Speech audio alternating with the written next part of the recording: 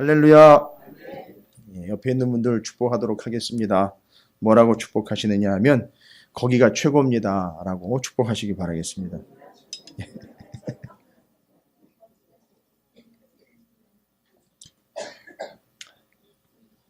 편안한 게 최고가 아니에요. 편리한 게 최고가 아닙니다. 하나님의 뜻이 최고인 줄로 믿습니다. 예.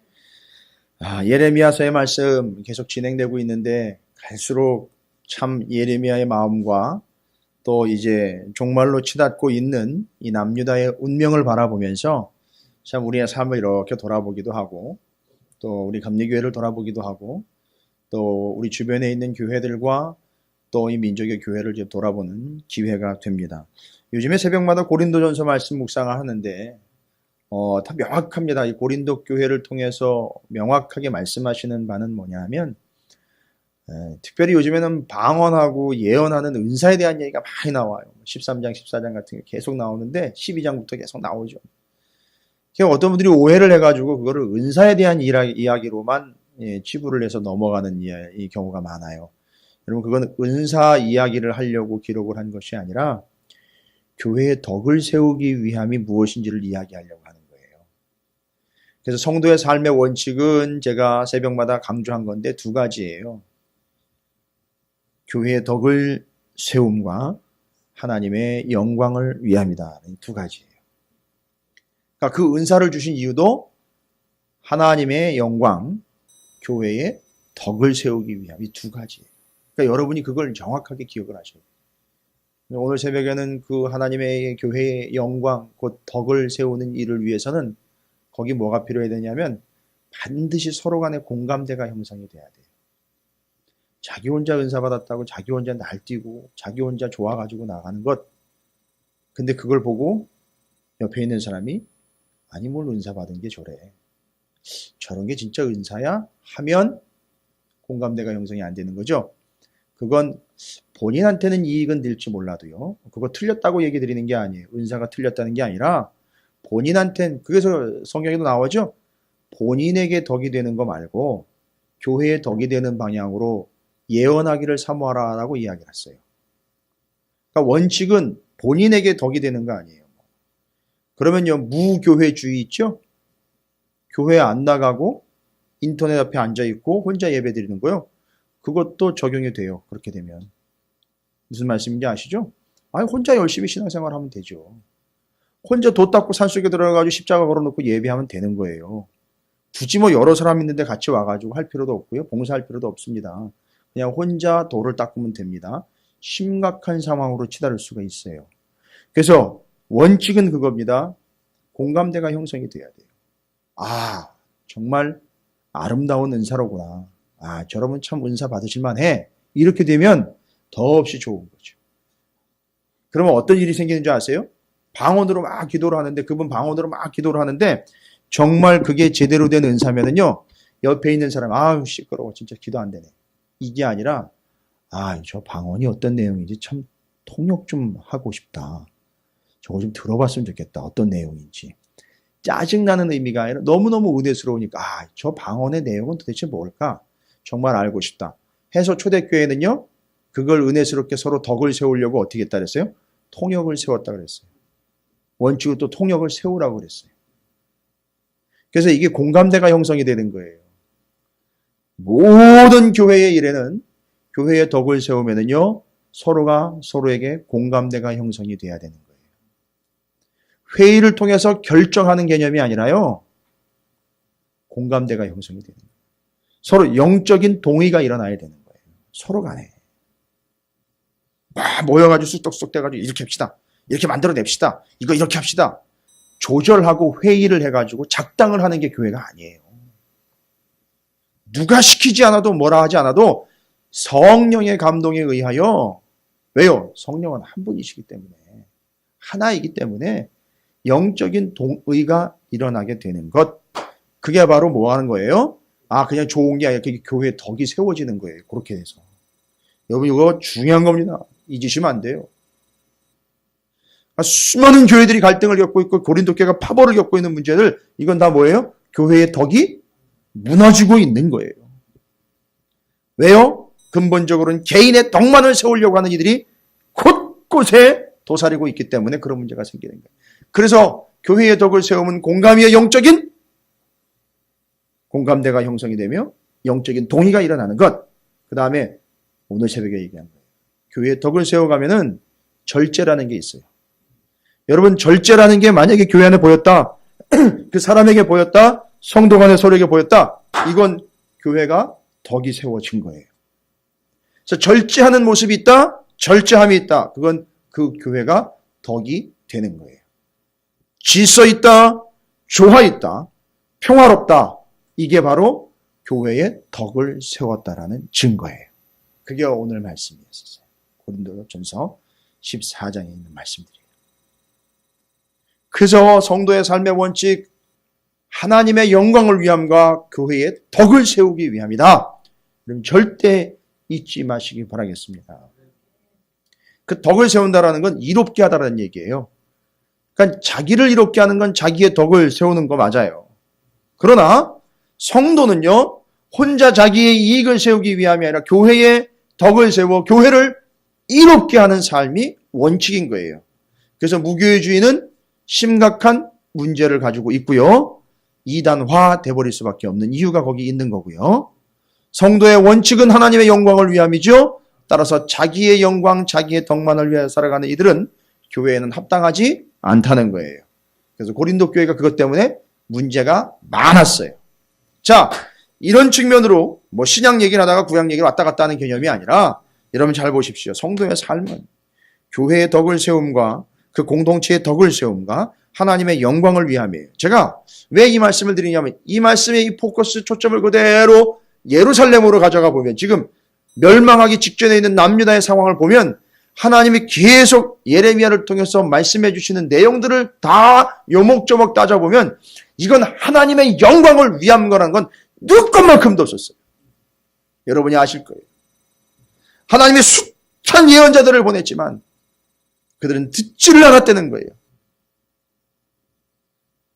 그렇다고 자기의 유익을 위하지 않았느냐? 아니요. 자기의 덕과 자기의 유익을 세우는 일에는 혈안이 됐었어요. 그 결과는요, 예루살렘 공동체가 무너지고 신앙 공동체는 무너지고 하나님의 배 심판의 대상이 되어버렸다는 사실이에요. 하나님은 그들 때문에 너무너무나 마음이 아팠고 그들은 하나님에게 먹칠을 하게 된 결과가 여기 이제 나오는 거예요. 그래서 하나님은 뭐라고 얘기하십니까? 오늘 말씀에 보면 오늘 말씀은 상당히 중요한 말씀입니다. 29장은요. 예레미야가 하나님의 말씀을 받아서 기록한 것을 편지로 보낸 내용이에요. 편지로 보내서 바벨론에 있는 포로들에게 편지를 보냅니다. 포로들인데 중요한 거는요. 대상이 둘이에요. 전반부 후반부로 나눌 수도 있는데 여기 내용에 보면 21장 이후로 보면 21장 이후로 해서 23장까지 또 24장부터 32장까지 쭉 보시면 앞부분에는 바벨론의 포로로 끌려간 이스라엘 백성들이 있죠. 백성들한테 대상으로 편지를 보낸 내용이고요. 그러면 편지를 따로따로 각각 다른 시기에 보내기가 어렵잖아요. 왜냐하면 바벨론은 멀잖아요. 그러니까 보낼 때 한꺼번에 보내야지요. 그래서 여러분 신약성경 기억나시죠? 보낼 때 한꺼번에 보낸 거. 바울이 로마의 감옥에서 옥중서신으로 기록을 해서 에베소서, 빌립보서, 빌레몬서, 골로새서 이 옥중서신 4권을요. 한꺼번에 같이 보냈어요. 그리고 3권은 한 교회로 배달이 됐어요. 2권인가요? 예, 2권이 한 교회로 배달이 됐습니다. 골로새서하고 빌레몬서. 이 2권은 한 교회로 배달이 됐어요. 왜요? 골로새 교회의 그 모인 집이 누구의 집이었느냐 하면 빌레몬의 집에서 모였었거든요. 골로새 교회가. 그리고 그 빌레몬의 종이었던 자가 도망쳐 나와가지고선 오네시모예요. 그래서 이 오네시모를 좀 잘 받아주길 바랍니다. 이 사람은 예수를 영접해서 확실히 변했습니다.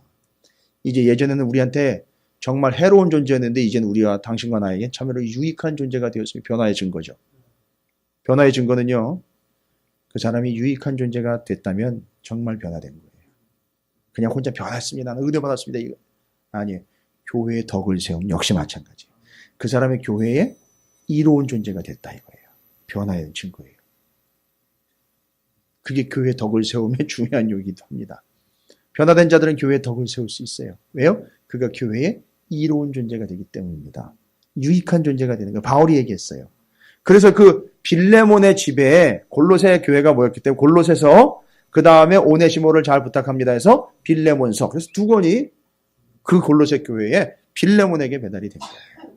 자, 이런 식이에요. 그러니까 한번 갈 때 같이 보내야 됩니다. 그러니까 예레미야 29장은 대상은 두 대상인데 한꺼번에 한 책에다 써서 편지로 보낸 내용이 예레미야 29장이에요. 그리고 이 예레미야 29장을 읽고는 바벨론에서의 포로 생활이 한정도 없이 지속되는 것이 아니라 얼마라는 거요? 70년이라는 것을 완전히 숙지를 하게 되었고 그리고 하나님의 본 뜻이 뭐라는 걸 알게 됐어요. 우리를 위한 하나님의 뜻은 너희를 위한 나의 생각을. 자, 11절이죠. 여호와의 말씀이니라. 너희를 향한 나의 생각을 내가 아나니 평안이요 재앙이 아니니라. 너희에게 미래와 희망을 주는 것이니라. 할렐루야. 이게 하나님의 본 뜻이에요. 근데 현실은요. 하나님의 본 뜻은 평안이고 희망이요 미래예요. 그런데 현실은요. 바벨론 포로 생활이에요. 여러분 여기 기독교의 역설과 같은 진리가 담겨 있는 거예요. 하나님의 생각과 하나님의 의도는 평안이고 미래이며 희망이며 소망인데 나의 현실은 비참함이에요. 그 속에서 그 하나님의 뜻이 피고 자라고 열매를 맺게 된다는 거예요. 이걸 모르면 맨날 예수 믿고 부자 되는 얘기만 하는 거예요. 그래서 전도 나가면 예수 믿고 부자 되십시오. 이 이야기만 할 수밖에 없어요. 그럼 여러분이 전도 나갈 수 있는 사람은 자격이 다 결정되는 거 아니에요. 그죠? 누구만 전도 나가야 돼요? 부자들만 나가야죠. 어디 함부로 가난한 자가 복음을 들고 나가요? 누가 빚는다고요? 그죠? 네. 그래서 그건 틀린 겁니다. 그건 아니에요. 여기서 말씀하시는 것은 하나님의 원래 뜻은요. 평안이고 희망이고 소망이고 미래가 있다는 거예요. 그런데 내 현실은 바벨론의 포로 상황이에요. 여러분 이게 기독교의 진리입니다. 자, 그래서 이제 두 부류라고 말씀을 드렸죠. 끌려간 이스라엘의 백성들에게 그 다음에 한 부류가 더 있어요. 3명이 정확하게 이야기합니다. 여기 나와 있는데 이름도 참 아합, 시드기야는 왕이 아닙니다. 예. 또 다른 시드기야를 이야기하는 거예요. 아합, 시드기야, 스마야라고 소개가 되고 있는 세 사람이에요. 이 사람들이 누군지 아세요, 여러분? 아합, 시드기야, 스마야. 한 대상은 편지를 써보낸 한 대상은 포로로 끌려간 이스라엘 백성.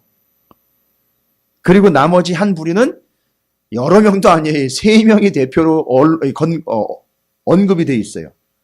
아합, 시드기야, 스마야. 이들이 누군지 아세요? 바벨론에서 활동했던 거짓 선지자들이에요. 이 사람들이 언제 끌려갔어요? BC 597년에 에스겔과 함께 끌려갔어요. 아주 지긋지긋합니다. 거짓 예언자들이 남유다에도 있다가 그 속에도 끼어가지고 거길 또 끼어 들어간 거예요. 바벨론의 포로로 끌려갈 때에도 이 세 사람의 거짓 선지자가요 같이 끌려갔던 거예요. 그리고 가가지고 무슨 짓을 했느냐 하면 거기 가가지고선 거짓 예언하는 거예요. 옛날에 예레미야가 얘기했잖아요. 하나님의 뜻은 뭐예요? 포로가 돼서 끌려가는 거라고 얘기했는데 거기다 대고 하나냐가 무슨 얘기를 했어요? 끌려가지 않는다. 심지어는요. 2년 만에 돌아온다. 뭐 이런 얘기 했더니만 알고 봤더니만 이제 여기 와서도 또 하나의 실마리가 풀립니다. 그 이야기를 어디로부터 들었는가 했더니만 하나님으로부터 들은 게 아니라 바벨론에 끌어가 거짓 예언을 했던 이 사람들이 하나님한테 편지를 보낸 거예요. 잘 보세요. 이 거짓 예언자들이 바벨론에 있다가 하나냐인 거짓 예언자에게 거짓 예언을 보냈어요. 예레미야는요, 하나님의 진짜 예언을 받아서 그 진짜 예언을 또 에스겔과 같은 이스라엘 백성들에게 또 보낸 거예요. 여러분, 복잡해요. 그러니까 이 거짓 예언자들은 여전히 포기하지 아니하고 계속해서 거짓 예언을 일삼고 있었어요. 그것이 오늘 내용이에요. 그래서 두 부류에게 하나님의 예언이 임합니다. 첫 번째 부류, 거기 하나님의 본 뜻은 희망이고 평안이고 미래고 소망인데, 그러나 현실은 비참하여 거기서 벗어나고 싶은데 하나님의 뜻은 여기서 하나님의 뜻을 70년 동안 갈고 닦아라라는 걸 받아내는 사람들에게 주신 하나님의 말씀. 두 번째는 하나님의 말씀이 명확함에도 불구하고 자기의 뜻은 이거라고 우겨대면서 여전히 여기서 나는 빨리 나가야 돼, 이건 아니야 라고 발버둥치며 외면하려고 하면서 벗어나며 반항을 하면서 하나님의 말씀을 거짓으로 왜곡시키고 있는 거짓 선지자들, 이 두 부류가 오늘 예언의 대상들이에요. 과연 나는 어디에 속해 있는지를 여러분이 정확하게 간파를 해내셔야 됩니다. 왜 그러냐? 결과가 달라요. 이 둘의 결과, 나중 모습이 완전히 다르다는 게 우리의 심각성이 여기 있어요.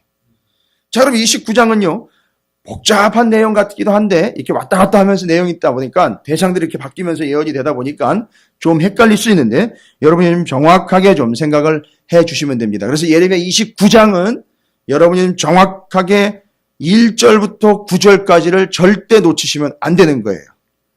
그 말씀 뒤에 하나님이 10절, 11절을 이야기하신 거기 때문에 하나님의 의도가 여기 담겨 있어요. 그리고 그 의도는 하나님이 왜 그렇게 하셨는지 10절, 11절을 보면 하나님의 목적한 바가 나와 있어요. 14절까지가 그 내용들이에요. 자, 그럼 한번 볼게요. 어떻게 하라고 말씀하셨는지. 4절부터 한번 볼까요?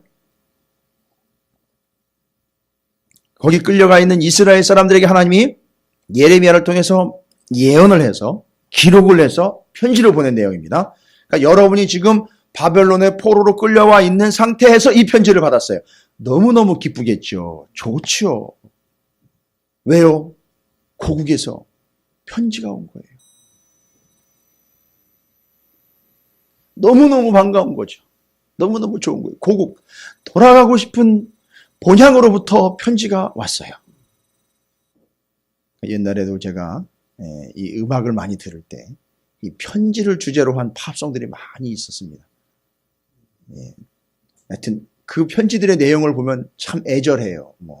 군대 가 있던 사람에게서 온 편지, 헤어지자고 여인이 써낸 편지, 이런 내용들 여러 가지가 있는데 하여튼 이 편지라는 이 얘기만 들어도 마음이 짠해지는 것이, 편지들 받아보셨죠?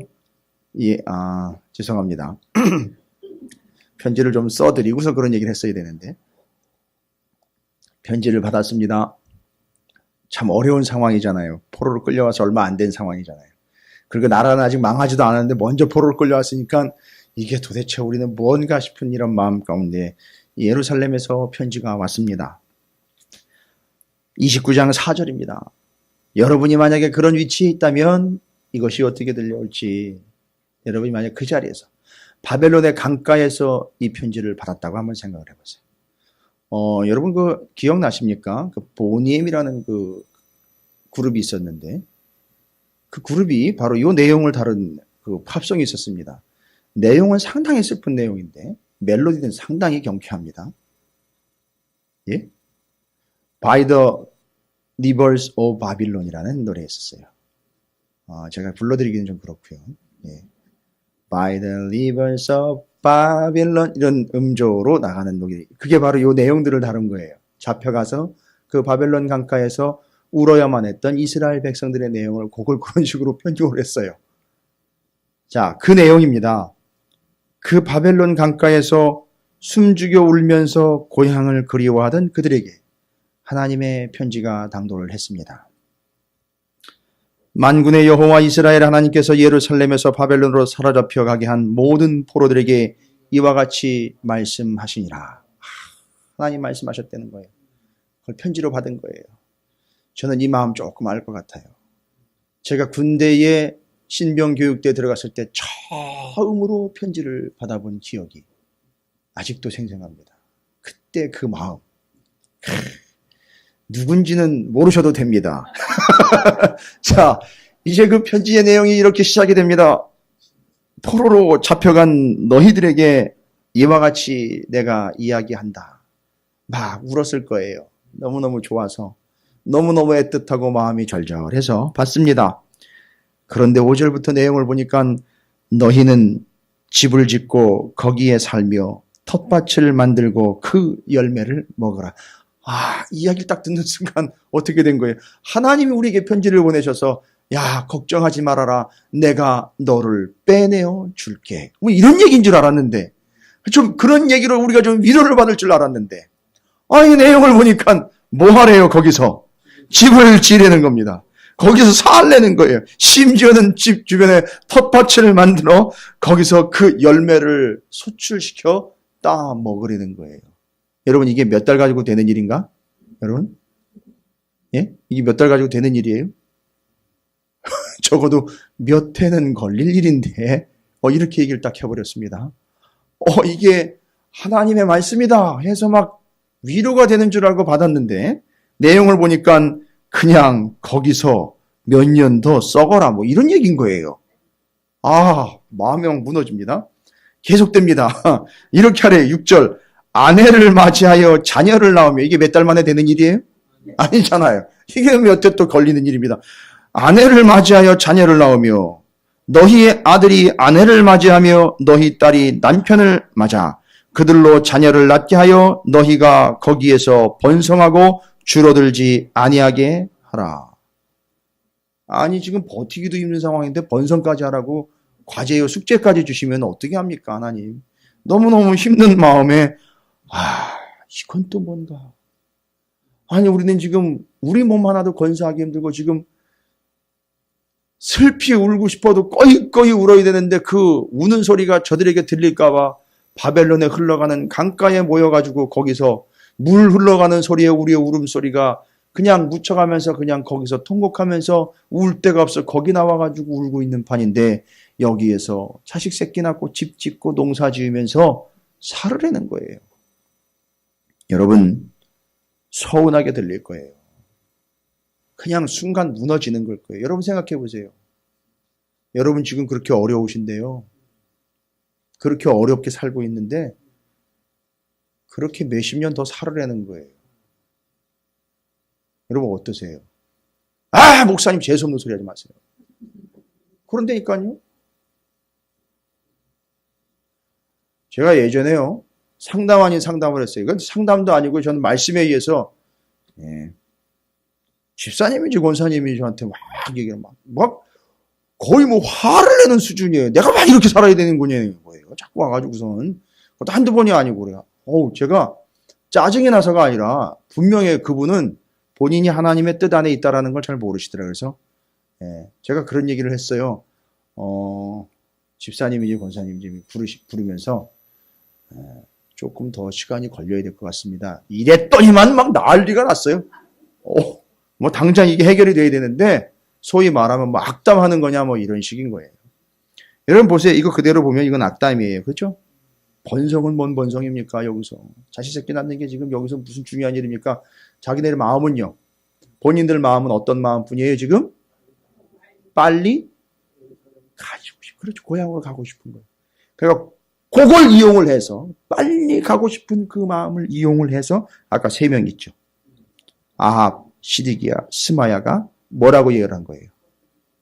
뭐라고 예언했어요? 거짓 예언이냐면 딱 떠올리셔야 되잖아요. 거짓 예언하면 예레미야는 거기서 포로가 돼서 살아야 됩니다. 70년 동안 묵히고 썩혀서 살아야 됩니다. 거기 가야 됩니다. 손들어야 됩니다. 항복해야 됩니다. 이야기할 때 하나냐는 바로 이 문제들을 그 거짓 선지자인 3명에게서부터 바벨론으로부터 편지를 받아가지고 그걸 대신 심지어 예레미야 앞에서도 오늘 말씀을 읽어줬어요.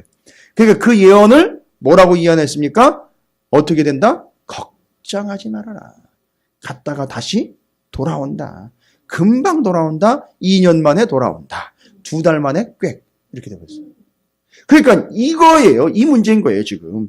그러니까 본인들은 어려운데 잘 보십시오. 거짓 선지자들이 얼마나 사악한 존재들인지. 하나님의 뜻에 집중하기보다는 사람들의 마음에 어려운 걸 긁어서 그거에 대한 만족감을 주면서 마음을 위로한답시고 그들의 마음을 편안하게 해주면서 그들의 마음에 듣기 좋은 이야기로 위로의 말로 되지도 않는 예언들을 짓거려대면서 하나님의 뜻과는 전혀 다른 방향으로 예언이랍시고 했다는 얘기예요. 하나님의 마음은 그게 아니었고 뜻은 그게 아니었는데 그걸 이용하는 겁니다. 여러분, 거짓 예언자들의 사악함과 그들의 종말이 좋지 않을 수밖에 없는 이유가 여기 있어요. 여러분, 경계하셔야 돼요. 여러분을 좋게 그냥 좋은 소리로만 그러시냐고, 잘하신다고, 좋습니다, 최고입니다, 그러면 되지요, 좋습니다, 정말 멋있습니다, 걱정하지 마십시오, 그렇게 하면 됩니다, 그렇게만 하셔도 됩니다 라고 이야기하는 자들의 소리를 듣지 마시기 바랍니다. 경계하셔야 됩니다. 7절입니다. 더 심각한 얘기까지 하죠. 너희는 내가 사로잡혀가게 한, 보세요. 하나님 분명히 얘기해요. 거기다가 이런 소리라도 안 하면 서운하기나 덜하죠. 뭐래요? 하나님이요? 너희는 내가 사로잡혀가게 한 그 성읍. 이게 누가 했다는 얘기예요. 이게 지금 이 꼴을 당하고 있는 게 누구 때문이라는 거예요, 지금. 하나님이 그렇게 하셨다는 거 아니에요. 아니, 하나님 어떻게 이렇게 서운하게 그러면서 여기다 대고 그냥 여기서 아이의 털을 잡고 살으라고 얘기하십니까? 이거 너무하신 거 아닙니까? 그럴 법하지요. 뭐라고 얘기합니까? 그 성읍의 평안을 구하고. 여러분, 이게 될까요? 그 성읍의 평안이면 그 성읍은 어디예요? 바벨론성. 여러분, 바벨론성 제가 잠깐 얘기 드린 거 예전에 기억나세요? 거의 그 바벨론 성의 높이는 100m에 육박을 하고요. 말이 100m죠. 90m가 좀 넘는다고 하고 100m 안 된다고 해도 이게 말이 그 높이가 그렇죠. 거기다가 둘레요, 성 둘레. 거의 92km에 육박을 해요. 서울 시내 둘레가 그 정도 되는지는 모르겠어요. 안 될걸요, 아마. 서울 시내 둘레? 둘레로 치면은요. 근데 그 위에는 마차가 2대가 다닌다 그랬죠. 4마리가 끄는 마차가 왕복 양쪽으로 통행을 할 수 있게 그 넓은 성의 꼭대기에 도로가 그렇게 되어 있어요. 어마어마한 도시입니다. 바벨론. 어느 누구도 쳐들어갈 수가 없어요. 그래서 그 당시에는 성공하는 길은요, 어디 가는 거예요? 바벨론 가는 거예요. 지금 뉴욕에 맨하탄 가는 것처럼 성공하는 건 바벨론 가는 거예요. 그러니까 거기 끌려간 거예요. 자기네가 성공하려고 왔다 그러면요, 유학 왔다 그러면은 핑계나 되죠. 그런데 여기는 어떻게 온 거예요? 포로로 끌려온 거예요. 질질 끌려왔다고요. 몇 달 동안을. 근데 그 성을 위해서 뭐 하래요? 하나님? 평안을 위하여 기도하라는 거예요. 여러분, 돼요? 안 돼요? 이건 뭔 얘기예요? 일제시대 때. 죄송합니다. 예. 우리 정서가 그래요. 정서가. 요즘, 일본 사람들 하는 짓을 보면, 그렇죠? 놈소리 듣도록 해요. 그죠? 예. 그러니까 요즘 우리 정서로 보면 그런 얘기예요. 그들을 위하여 기도해줘라. 이런 얘기인 거예요. 신사참배 얘기하고 위안부 얘기를 했는데 거기다 대고 그들을 위하여 기도하라. 이런 얘기가 나오는 거예요. 그래서 하나님 얘기하십니다. 계속해서. 그 성읍의 평안을 구하고 그를 위하여 여호와께 기도하라. 이는 그 성읍이 평안함으로 너희도 평안할 것임이라. 근데 여러분, 얼마 동안이에요? 70년이에요. 그 기한을 이야기하는 거예요. 그러니까 바벨론은요, 70년을 예루살렘에서 포로로 끌려간 사람들을 담아내기 위한 인큐베이터였던 거예요. 이해가 되십니까? 여러분, 제가 여기서 기독교의 역설이라고 일컬어지고 있는 아까 하나님의 뜻은 그런데 내 현실은 그렇습니다. 이걸 명확하게 설명을 해드릴게요. 이게 기독교의 역설인데 진리예요. 무슨 얘기입니까? 여기서 빨리 벗어났으면 하는 그 고통과 아픔들, 도대체 여기서 감당이 안 되는 바벨론의 그 소굴, 거기서 그들을 위하여 빌고 그들의 평안을 위하여 기도하라는 이야기는요, 그들을 위한 것이 아니라 결국 누구를 위한 거였었어요? 그렇죠. 하나님의 자녀의 나를 위한 거였었어요. 기간이 정해져 있다는 거예요, 여러분. 70년. 거기서 영원히 살 게 아니죠. 잠깐 살다 올 거니까 잠깐 사는 동안에 너가 거기서 평안을 누리기 위하여 그들을 위해 평안을 빌어 주어라, 이 이야기예요. 여러분, 우리가 살고 있는 자리가 바로 거기에요. 그러니까 이 원칙이 적용이 됩니다. 그래서 뒤로 가면서 정의를 이제 쭉 합니다. 8절에 만군의 여호와 이스라엘 하나님께서 이와 같이 말하노라. 너희 중에 있는 선지자들에게와 점쟁이에게 미혹되지 말며 너희가 꾼 꿈도 고지 듣고 믿지 말라. 내가 그들을 보내지 아니하였어도 그들이 내 이름으로 거짓을 예언함이라. 여호와의 말씀이니라. 그렇지요.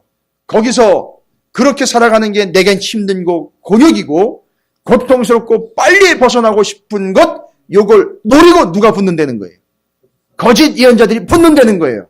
그럴 때 그들의 위로하는 얘기를 듣지 말라는 거예요. 뭐 하라는 거예요? 그냥 거기서 뭘 다 감당하라는 거죠. 아픔과 그 고통과 그 어려운 거, 그 힘든 것들을 다 감당을 해내라는 거예요. 잠깐이다. 그리고 또 그것은 너를 위한 내 계획이고 너를 위한 내 계획은 평안이고 미래고 소망이기 때문에 반드시 너희를 10절 끝부분에 뭐라고 나와 있습니까? 여호와께서 이와 같이 말씀하시니라. 바벨론에서 70년이 차면 내가 너희를 돌보고 나의 선한 말을 너희에게 성취하여 너희를 이곳으로 돌아오게 하리라. 하나님의 뜻은 원래 이거예요. 그러나 거기서 그 사명을 감당하라는 거예요. 그럼 뭡니까? 바벨론에서 그냥 시간만 죽이고 오는 겁니까, 하나님? 아니요. 거기서 자식을 낳고 집을 짓고 땅을 일구어가면서 뭐 하는 겁니까, 여러분? 대체 여기서 뭐 해야 되는 거예요? 70년 동안.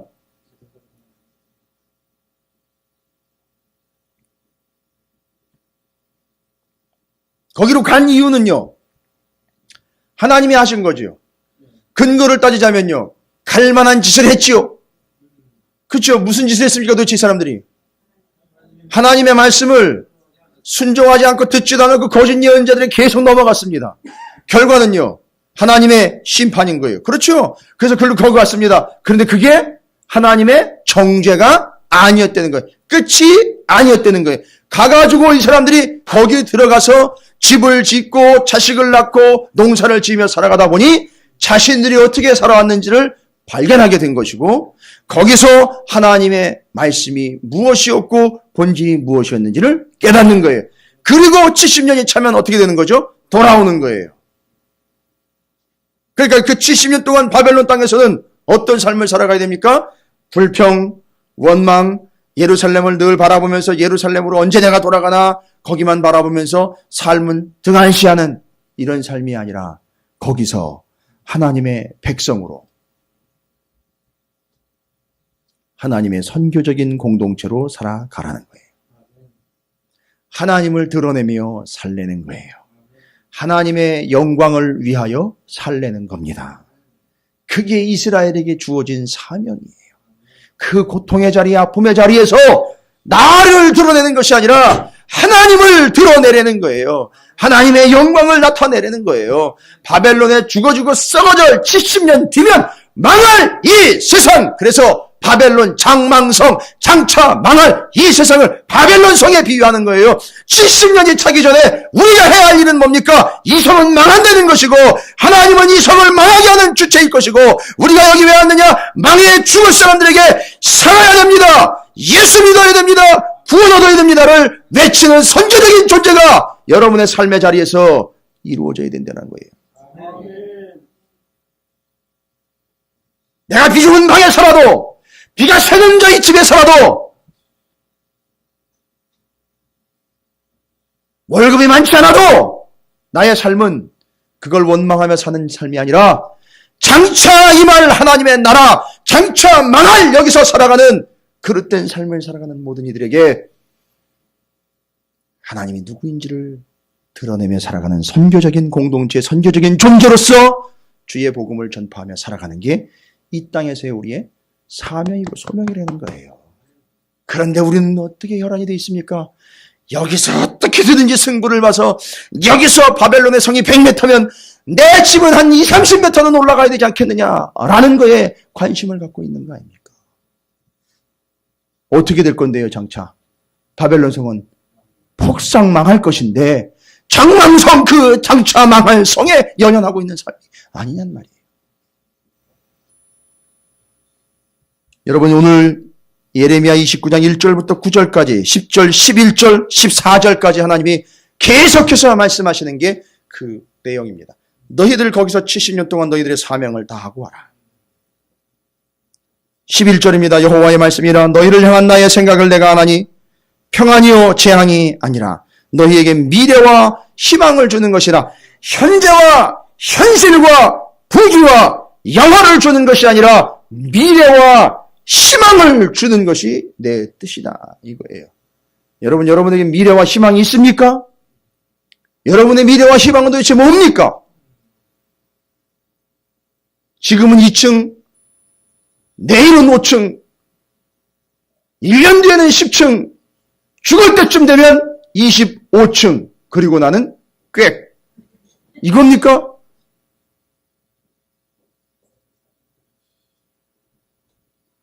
그 뉴스에 나온 거 보니까 뭐 금괴 60개를 숨겨놓고 돌아가신 어르신 계시더라고요. 본인이 거기다 놨는지도 모르고 돌아가셨대요. 공사업자만 신이 났는데 결국은 불의한 재물이라 검거가 돼버렸어요. 여러분, 삶이 이렇습니다. 인생이 이래. 그거 다 써보지도 못하고 가는 거예요. 또 한 가지 성경의 진리가 나왔잖아요. 나무나 풀이나 짚은 불에 타도요, 금은 안 타더라는 거예요. 그래서 금으로 지은 집, 금, 보석, 이걸로 지은 집 안 타더라는 거예요. 뭐, 거기까지 또 연결을 해내냐 그랬는데, 그런 개념입니다. 우리의 목표가 뭡니까? 우리의 방향이 어디에 있습니까? 12절입니다. 너희가 내게 부르짖으며 내게 와서 기도하면 내가 너희의 기도를 들을 것이요. 근데 어디서 기도해요, 지금? 그렇죠. 편안할 때 기도가 아니라 그 고통의 자리에서 기도할 때에 하나님이 정말 위로가 되는 말씀이 약속의 말씀이세요. 뭐라고요? 힘들지 그 자리에서 기도하면 내가 들을게. 들으신다는 거예요. 여러분, 추울 때 기도하면 하나님이 더 잘 들어주시는 거 아세요? 왜요? 떨면서 기도하니까요. 떨면서 막 흔들면서 기도하잖아요. 진동이 오니까 더 확실한 거예요. 성경에 안 나와 있는 얘기입니다. 추위라는 걸로 비교를 한 거예요. 어려움과 힘들과 고통 상황에서 온 몸이 널브러지는 것 같고 까부러지는 것 같고 가라앉는 것 같은데 거기서 하나님께 기도할 때에 하나님이 뭐 이루어 주겠다, 뭐 내가 책임져 주겠다가 아니라 들어줄게 라고 이야기하죠. 제가 이 말씀을 이렇게 묵상을 하면서 오늘 하루 종일 추운데요, 마음이 좀 따뜻했습니다. 하나님 이런 하나님이신 거를 깨닫지 못했으면 나도 여전히 몇천 명 교회, 몇천 명 교회, 몇천 명 교회 이렇게 나가고 있겠구나. 바벨론 교회, 최고의 교회 아니에요, 그죠? 바벨론 하다 교회 개척하면 되잖아요, 그죠? 되는 교회 안 될까요? 예, 그런 식으로 생각하게 되는 거죠, 나중에는. 다 그렇게 되는 겁니다. 너희가 내게 부르짖으며 내게 와서 기도하면 내가 너희 기도를 들을 것이요. 여러분, 이 한마디에 그냥 녹아지는 겁니다. 여러분, 여러분의 삶의 자리가 어떤지 어렵고 힘드시든지 그 자리에서 오히려 기도하면 그 힘듦과 그 아픔으로 인해 떨리는 여러분의 마음으로 인하여 더 깊은 진동과 감동이 여러분에게 있을 줄로 믿습니다. 하나님 들으실 줄로 믿습니다. 그리고 13절에 너희가 온 마음으로 나를 구하면 나를 찾을 것이요 나를 만나리라. 이거 뭐 이 신약성에도 나와 있죠. 두드리라, 찾으라, 구하라. 이거 여기서 나오는 겁니다. 나를 구하면 나를 찾을 것이요 나를 만나리라. 이런 게 만난다라는 표현이요 상당히 중요한 표현이 아직 구약이기 때문에 만나는 입장은 누구냐면요, 누구예요? 구약의 입장이니까 하나님 만나러 들어가는 사람이요, 제사장이에요. 그러니까 간파하셔야 돼요. 거기서 너희들이 힘들지만 무슨 역할을 감당하라? 제사장 역할을 감당하라. 그러니까 성교적 공동체를 감당하라는 얘기는 뭐예요? 바벨론에 있는 수많은, 여러분 그 바벨론에요, 바벨론 사람들만 있는 게 아니에요. 전 세계의 무역상들이 거기 들락날락거립니다. 온 세계에 각국의 그 신기하고 진기한 물건들, 무역상들이 거기를 들락날락거려요. 거기서 만약에 복음이 전파된다면요. 어마어마한 거죠. 그러니까 너희가 뭘 하면서 살아가래? 거기서 하나님의 영광을 드러낸 제사장적인 역할을 감당하며 살리는 거예요. 이제 아는 거예요. 하나님이 여기다가 우리를 뭐로 보내신 거예요? 왕 같은 제사장으로 보내신 거예요. 그리고 그들은 어렵지만 하나님과 늘 만나는 관계에서 기도하면 하나님 들으시는 관계가 되는 거예요. 그 정도면 되지 않겠니? 라고 이야기하시는 거죠. 14절입니다. 이것은 여호와의 말씀이라. 나는 너희들을 만날 것이며 너희를 포로된 중에서 다시 돌아오게 하되 내가 쫓아보내었던 나라들과 모든 곳에서 모아 사로잡혀 떠났던 그곳으로 돌아오게 하리라. 이것은 여호와의 말씀이니라. 할렐루야. 여기 바로 하나님의 말씀과 약속이 거기 포로로 끌려간 사람들에게 편지로 전달이 됐어요. 그래서 이걸 받았어요. 은혜가 됐습니다. 그렇게 살아가는 것이구나. 70년 동안 하나님 왜 이렇게 진중하게 이야기를 해야 되냐면 바로 누가 있기 때문에요. 그 자리에 거기 또 바벨론에도 하나님의 말씀을 제대로 전하는 자가 있는 반면에 거짓 예언자들이 또 있기 때문에 하나님은 진솔하게 하나님의 말씀을 전하시는 거예요. 그러니까 지금 상황은 어떤 상황입니까? 예루살렘에도 일부 남아있고 안 잡혀간 사람들이요. 바벨론에는 포로로 잡혀간 사람들 있어요. 15절부터 20절까지는 여기 남아있는 사람들이나 먼저 끌려간 자들이나 모두 하나님의 말씀을 듣지 않아서 이런 결과가 나왔다. 그러니까 너희들 내가 이제 편지로 보내건 예레미야를 통해서 직접 선포하고. 자, 편지는 누가 받아요? 포로된 자들이 받았죠. 예레미야의 직접 육성을 들은 건 누가 들어요? 여기 예루살렘에 남아있는 사람들 듣죠? 그러니까 직접 듣던 편지로 받던 중요한 건 뭐예요? 말씀으로 육성으로 듣던 편지로 듣던 중요한 건 뭡니까? 20절 보세요. 20절입니다. 그런즉 내가 예루살렘에서 바벨론으로 보낸 너희 모든 포로여 여호와의 말씀을 들을지어다. 그러니까 어떻게 하라는 거예요? 하나님의 말씀은 어떻게 하는 겁니까? 들어야 되는 거예요. 다른 방법이 없습니다. 편지로든 육성으로든 이제 너희가 왜 이런 상황이 되었는지를 깨닫는다면 이제는 하나님의 말씀이라면 무조건 어떻게 하라? 들어야 된다라는 거예요. 그러니까 포로로 끌려간 사람들은 더 절실하게 깨닫겠죠. 그 말씀을 듣지 않아 여기 끌려왔으니까 이제 모든 원칙은 다 정해졌습니다. 거기 끌려간 자리에서 무엇으로 살아라? 왕 같은 제사장이 되어 그 사람들과 하나님의 관계를 이어주는 역할, 하나님의 영광을 드러내는 선교적인 공동체로 살아라.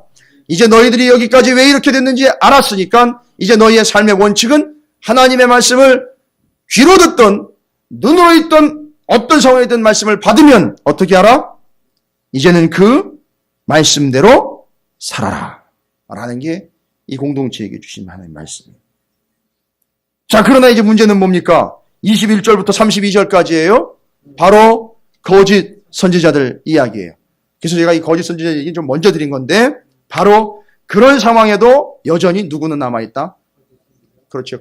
거짓 선지자들이 남아있어요. 아까 3명 있죠. 아합, 시드기야, 스마야. 21절부터 23절까지 아합, 시드기야에 대한 하나님의 심판에 의하여. 그러니까 이제 명확하게 나왔네요. 이스라엘 백성을 향한 하나님의 뜻은 아까 10절에 나와 있죠. 11절에 나와 있고요. 그죠? 그러나 21절부터 23절까지 거짓 예언자들에 대한 하나님의 뜻은요. 21절부터 23절까지 읽어보시면 나와 있어요. 거짓 선지자들 아합과 시드기야에 대한 얘기. 21절 볼까요? 만군의 여호와 이스라엘 하나님께서 골라야의 아들, 이름이 참 곤란합니다. 골라야의 아들 아합과 마세의 아들 시드기야에 대하여 이같이 말씀하시니라. 그들은 내 이름으로는 하나님이 이르지만 너희에게 거짓을 예언한 자라. 보라 내가 그들을 바벨론의 왕 느부갓네살의 손에 넘기리니. 여러분, 이스라엘 백성들은 느부갓네살 손에다가 넘긴 게 아니라 바벨론에다가 어떻게 하신 거예요? 심어 놓으신 거예요. 하나님의 영광을 드러내며 살라고 심어 놓으신 거예요. 그렇죠? 예, 맞습니다. 그러나 여기 아합과 시드기야는 거짓 예언자들을 어떻게 버렸다고요? 아예 그 손에 그냥 넘겨버린다는 거예요. 죽여버린다는 얘기예요. 22절을 보세요. 바벨론에 있는 유다의 모든 포로가 그들을 저주거리로 삼아서 이르기를. 자, 이런 얘기가 나온다는 거예요. 이제 앞으로는 뭐 사자성어나 속담 개념처럼 이런 얘기가 나온다는 거예요. 뭐래요? 여호와께서 너를 바벨론 왕이 불살라 죽인 시드기야와 아합 같게 하시기를 원하노라 하리니. 저주받을 사람이 있으면 어떻게 된다는 거죠? 예의 아합과 시드기야와 같은 놈. 이렇게 얘기된 거예요. 옛날에 여러 고린도 전설을 하니까 얘기들이죠. 옛날에 그 고린도 시대 때 고린도화되다라는 표현이 있어요. 아예 고린도화되다. 그건 뭔 뜻인지 아세요? 창녀가 되다 이런 뜻이에요. 그 표현이 아예 만들어졌었어요. 그 당시에. 지금 여기는 뭐예요? 시드기야와 아합과 같이 되어라. 이건 어마어마한 저주예요. 망하라는 얘기예요. 결국. 예의 시드기야 같은 놈. 예의 아합과 같은 놈. 이런 뭔 얘기예요? 망할 놈. 이런 얘기예요. 이런 얘기가 나온다는 거예요. 이 시드기야. 거짓 예언자들의 끝이 이렇게 되는 거예요. 아니 이게 무섭고 이렇게 두려운 건 아는데 어떻게 거짓 예언을 할지 모르겠어요. 자기가 뭐 하는지도 모르고 거짓 예언을 하고 있는 거예요. 그러니까 자기의 유익만을 위해서 하고 있는 거죠. 23절에 보니까 이스라엘 중에서 그들이 어떻게 행동했는지 얘기가 나와 있어요. 어리석게 행하고 그 이웃의 아내와 간음하며 내가 그들에게 명령하지 아니한 거짓을 내 이름으로 말하고 뭐 하지 말라는 건 다 해버렸네. 아주 엉망진창이네요. 삶 자체도 엉망인 거예요. 자, 거짓 선지자의 특징이에요. 거짓 선지자의 특징은요. 삶도 엉망이에요. 말은 잘합니다. 뭐 이것저것 뭐 해가지고선 뭐 구사 능력이며 협상 능력이며 뛰어나요.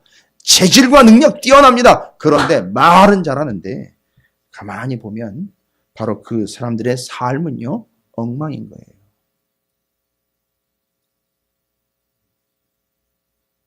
삶에서 다 드러나는 거예요.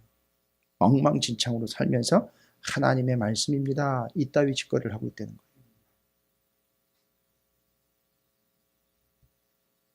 이게 거짓 선지자의 특징이에요. 자, 이제 끝으로 한 명 남았죠. 아합과 시드기야라는 거짓 선지자 얘기 나왔고 한 명은 스마야라는 한 명의 거짓 선지자가 나옵니다. 이 사람이요. 24절부터 32절 끝까지 나오는 사람이거든요. 이 사람 상당히 심각한 사람이에요. 그러니까. 이 분량이 많아요. 그러니까 절수가 많이 할애가 됐어요. 그러니까 이 사람이 할 말이 많았고요. 말도 많았다는 얘기고요. 상당히 거물급 거짓 예언자였던 거예요. 하는 짓을 보니까. 이게 뭔 짓을 했나 봤더니만 바로 아까 제가 말씀드렸죠. 이스라엘에 있었던 하나냐라는 거짓 선지자 있죠. 그 사람이 누구 사주를 받은지 아세요? 바로 이 스마야의 사주를 받은 거예요. 예레미야가 이쪽으로 편지를 써보내니까 바벨론에 있는 사람들에게 편지 써보내니까 이 인간이요. 자기도 편지를 써가지고 이스라엘에다가 보낸 거예요. 하나냐에다가. 그리고 여기 이 내용을 쭉 읽어보시면 아니 왜 그 예레미야 같은 그런 사기꾼 같은 놈 덕도 안 되고 득도 안 되고 은혜도 안 되는 놈이 자꾸 짓거리는 걸 그냥 내버려 두느냐. 빨리 잡아서 갈아치우든지 걷어내든지 치워내든지 해야지. 왜 아직도 손을 안 쓰고 있느냐고. 아니 거기서 바벨론에서 잡혀간 주제에 본국에다가 편지를 써가지고 그런 내용을 보냈다니까. 예레미야 빨리 제거하라고. 빨리 걷어치우라고. 그 내용이 그대로 나와 있어요. 24절부터 32절까지. 스마야라는 인물이 그런 인물이에요. 여러분. 그 얘기하는 거예요. 너는 24절입니다. 느헬란 사람 스마야에게 이같이 말하여 이르라. 만군의 여호와 이스라엘의 하나님께서 이와 같이 말씀하여 이르시되 내가 내 이름으로 예루살렘에 있는 모든 백성과 제사장 마아세의 아들 스바냐와 모든 제사장에게 글을 보내어 이르기를. 글씨 써서 편지 보냈다는 얘기죠. 뭐라 했대요? 여호와께서 너를 제사장 여호야다를 대신하여 제사장을 삼아 여호와의 성전 감독자로 세우시면 모든 미친 자와 선지자 노릇을 하는 자들의 목을 씌우는 나무고랑과 목에 씌우는 쇠고랑을 채우게 하심이언을. 잘 보세요. 이제 내가 어찌하여 너희 중에 선지자 노릇을 하는 아나도 사람 예레미야를 책망하지 아니하느냐. 예레미야 관리 못한다고요. 거기 가가지고 아니 지가 뭐라고 끌려가는 주제에 이 편지를 써가지고 야 왜 예레미야가 떠들도록 가만히 내버려 두느냐고. 빨리 제거를 해야지. 28절이면 그가 바벨론에 있는 우리에게 편지하기를. 이제 이게 감이 다쳤죠. 편지를 본 거예요. 이 사람도, 이 스마야도. 예레미야가 써보낸 편지를 본 거예요. 내용도 아는 거예요. 그리고 뭐라 그랬어요? 오래 지내야 바벨론에 포로된 자들에게 편지한 내용 그대로네요. 오래 70년 동안 있어야 된다고 얘기를 했다. 너희는 집을 짓고 살며 밭을 일구고 그 열매를 먹으라 하셨다 하니라. 야, 그 말도 안 되는 예레미야라는 놈이 하나님이 그랬대. 뭐 집 짓고 살라 그랬고 여기서 열매를 거둬 먹고 살고 여기서 자식 새끼 나면서 그렇게 여기서 쭉 살아라 했다는 거야. 말이 되냐고. 그 주둥이를 가만 내버려 두냐고. 빨리 잡아가지고 제거하라고. 왜 여태껏 내버려 두냐고. 아, 무서워요. 예언자하기. 목회하기 힘들어요. 가만 안 내버려둬요. 좀 제대로 해보려고 그러면요. 옆에서 좀 자기는 뭐 제대로 하고 자기는 조금 뭐 교회 좀 된다는 사람들이요. 더 난리예요. 더 난리예요. 말도 안 되는 짓을 하고 있고 그 어려운 사람들 좀 힘든 거 도와주기는커녕요. 옆에서 말도 안 되는 딴지나 걸려고 그러고 더 심각합니다. 스마야 같은 인간들이. 아합과 시드기야 같은 인간들이고요.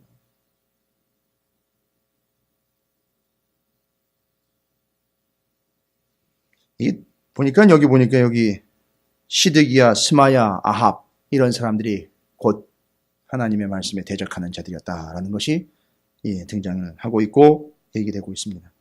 그래서 30절에 이제 29절에 보니까 그걸 제사장 누구예요? 스바냐는 예언을 하면서도 하나님의 말씀을 전하면서 뭐라고 얘기했어요?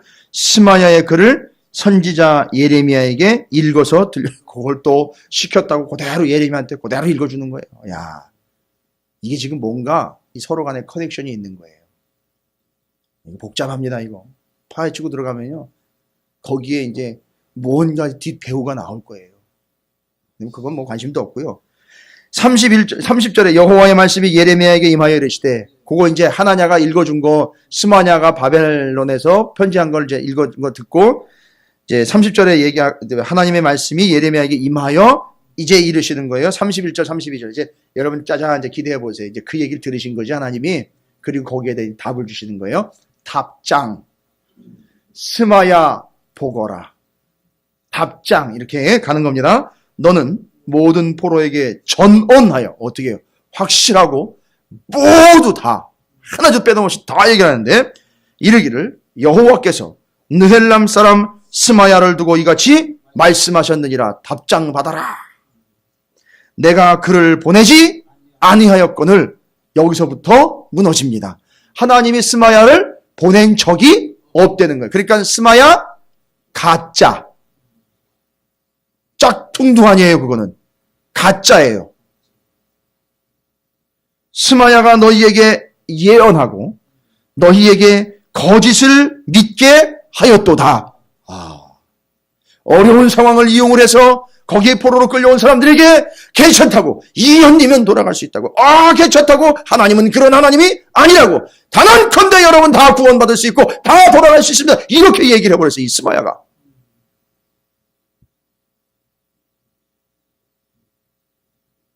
정말 스마야 같은 인간이에요.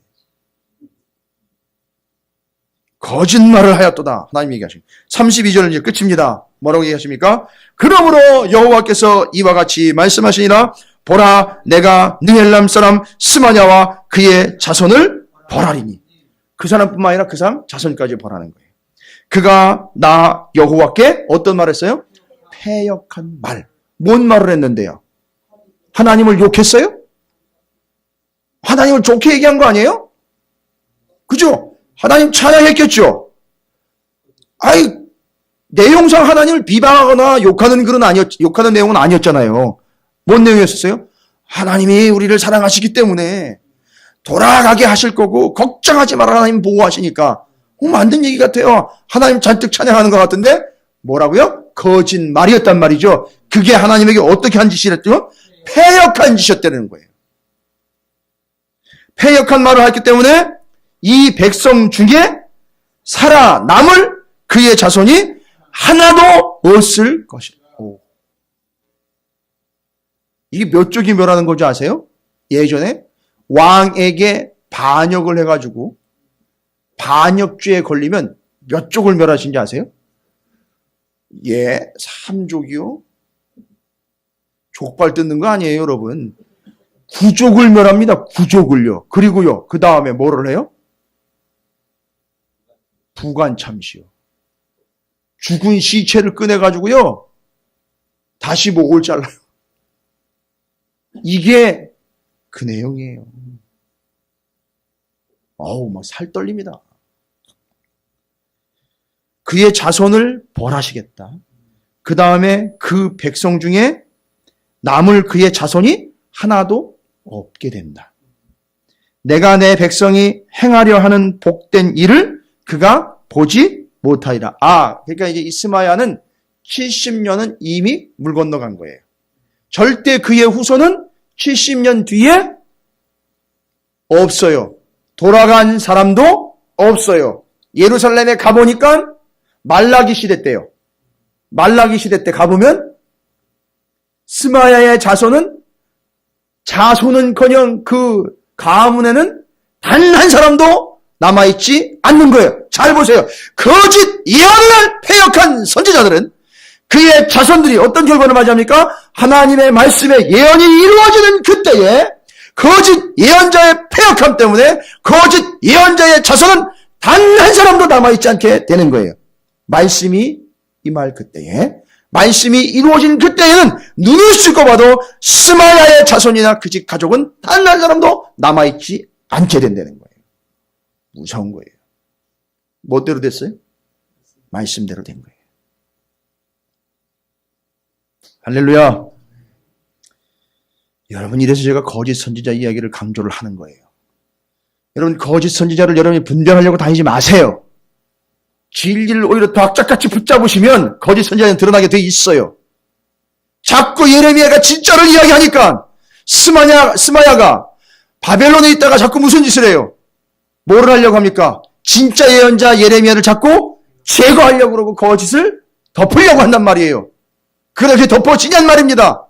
따라서 우리는 누구의 이야기를 들어야 됩니까? 드러난단 말이에요. 정황을 보시면 다 드러나게 돼 있어요. 진짜 예언과 가짜 예언은 드러나게 돼 있습니다. 여러분이 그걸 이제 판단할 수 있는 상황들이 온단 말입니다. 진짜 예언을 붙잡으시기 바랍니다. 거짓 예언자들의 멸망은 하나님의 말씀이 이루어지는 그 순간에 씨도 없이 단 하나의 씨도 남지 아니고 다 멸망당하게 돼 있어요. 왜요? 그건 하나님에게 패역한 짓이기 때문에. 따라서 여러분은 거짓 선지자와 거짓 예언에 절대 넘어가면 안 되는 거예요. 그리고 여러분의 삶이 여기서 고달프라 하더라도 기한이 정해져 있다는 사실 잊지 마세요. 장차 망할성 장망성에 영원히 사는 게 아니니 여기서 이스라엘처럼 선교적인 공동체 왕 같은 제사장으로 세상과 하나님과의 관계를 이어주는 거룩한 제사장의 역할로 하나님을 만나는 것과 하나님이 나의 기도를 들으시는 걸로 만족하시면서 그걸로 감사하시면서 여러분이 그것에 소망과 미래와 하나님의 약속이 되기를 주님의 이름으로 축원을 드립니다.